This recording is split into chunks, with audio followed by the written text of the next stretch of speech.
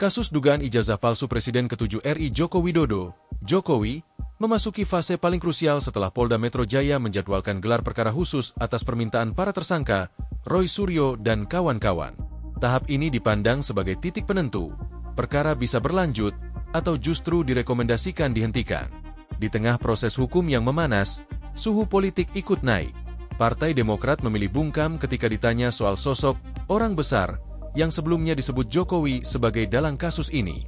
Sementara itu, ahli hukum Pitra Romadoni Nasution memperingatkan bahwa Roy Suryo CS berpotensi lolos bila tim kuasa hukum Jokowi tidak menyiapkan materi kuat dalam gelar perkara. Demokrat bungkam soal orang besar. Sekjen Partai Demokrat Herman Hairon menyatakan partainya tidak mengetahui siapa sosok besar yang dimaksud Jokowi dalam kasus tuduhan ijazah palsu. Ia menegaskan bahwa Demokrat tak pernah terlibat pembicaraan terkait isu tersebut. Saat ditanya lebih jauh, Herman meminta agar pertanyaan itu disampaikan langsung kepada Jokowi. Ia menambahkan bahwa Demokrat kini lebih fokus membantu pemerintahan Presiden Prabowo Subianto mencapai target Astacita. Pitra Romadoni, gelar perkara bisa berujung penghentian kasus. Presiden Perkumpulan Praktisi Hukum Indonesia, Petisi Ahli, Pitra Romadoni Nasution, mengingatkan bahwa gelar perkara khusus tidak dapat langsung berujung penahanan tersangka.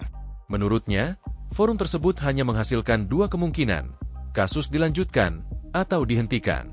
Ia menilai tim kuasa hukum Jokowi harus berhati-hati dan menyiapkan argumentasi kuat untuk meyakinkan peserta gelar bahwa perkara ini merupakan tindak pidana. Bila tidak solid, rekomendasi penghentian kasus bisa muncul, yang berarti Roy Suryo CS berpotensi lolos dari proses hukum. Pitra menekankan bahwa keputusan akhir gelar perkara menjadi kesimpulan bersama peserta dan pimpinan gelar. Jika perkara diteruskan, penyidik akan menerima daftar petunjuk lanjutan. Namun bila dihentikan, maka penanganan kasus dinyatakan selesai. Latar belakang kasus: Polda Metro Jaya menetapkan 8 tersangka dalam perkara tuduhan ijazah palsu Jokowi. Mereka terbagi dalam 2 klaster, dengan jerat pasal meliputi pencemaran nama baik, fitnah, penghasutan, serta sejumlah pasal dalam UU ITE.